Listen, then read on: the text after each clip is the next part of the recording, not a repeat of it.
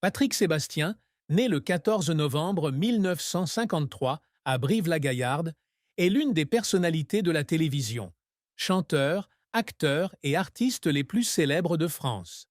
En 50 ans de carrière, il s'est forgé une solide réputation auprès du public grâce à des émissions comme Le plus grand cabaret du monde et Les années bonheur, ainsi qu'à ses chansons entraînantes comme Le petit bonhomme en mousse. Cependant, derrière l'image d'un homme toujours radieux, plein d'humour et d'énergie, se cachent de profondes tristesses, des échecs cuisants et des secrets qu'il a gardés précieusement. La plus grande tristesse de la vie de Patrick Sébastien fut la mort de son fils aîné, Sébastien Bouteau, en 1990, une perte qui le plongea dans le désespoir et laissa une blessure éternelle. Sa vie fut un voyage émouvant, des jours difficiles en Corrèze, au sommet de la gloire, en passant par les moments douloureux qu'il s'efforça de surmonter pour continuer à apporter de la joie au public. La plus grande tristesse de la vie de Patrick Sébastien fut la mort de son fils Sébastien Bouteau, décédé dans un accident de moto en 1990 à l'âge de 19 ans. Fils aîné de sa première épouse Martine, Sébastien était sa fierté et sa plus grande source de motivation au début de sa carrière. Il confia dans son autobiographie Vivre et rire que Sébastien était un jeune homme intelligent et joyeux, rêvant de devenir musicien. Le soir de l'accident, Patrick se produisait lors d'un concert à Paris. Lorsqu'il reçut l'appel de l'hôpital, il s'effondra, incapable de croire que son fils était parti à jamais. Il se précipita à l'hôpital, où il fut confronté au corps froid de Sébastien. Ce moment, décrivit-il, fut celui où il sentit son cœur s'arrêter de battre. Il s'agenouilla près de son fils, serrant son corps sans vie dans ses bras, et pleura jusqu'à ce qu'il n'y ait plus de larmes. La douleur de la perte de son fils transforma Patrick à jamais. Pendant des mois, il sombra dans une profonde dépression, refusant de se produire sur scène et s'éloignant de ses amis. Il se rendait seul en voiture dans les rues de Corrèze, où Sébastien et lui étaient allés pêcher, et pleurait sur les projets qu'il ne réaliserait jamais. Bien qu'il ait eu d'autres enfants, Olivier Villa, Lily Bouteau et Benjamin Bouteau, la tristesse de Sébastien est restée gravée à jamais dans son cœur.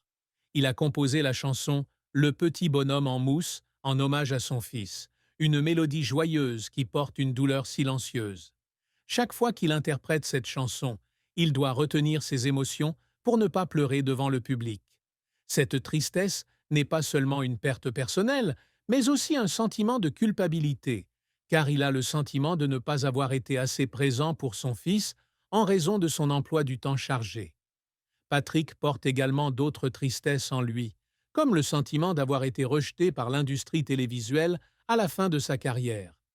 Après avoir été licencié de France 2 en 2018, il s'est senti trahi par ceux qui le considéraient autrefois comme une icône. Il confiait un jour au Figaro que la perte du plus grand cabaret du monde n'était pas seulement la perte d'un spectacle, mais la perte d'une partie de son âme. Les longues nuits qui ont suivi son licenciement, il était assis dans son bureau, à regarder des photos de tournage et à se demander s'il avait encore de la valeur aux yeux du public. Ces tristesses, bien que rarement exprimées publiquement, témoignent d'un Patrick Sébastien vulnérable, loin de l'image joyeuse qu'il véhicule à l'écran. La carrière de Patrick Sébastien est un long parcours jalonné de grands succès et d'échecs déchirants.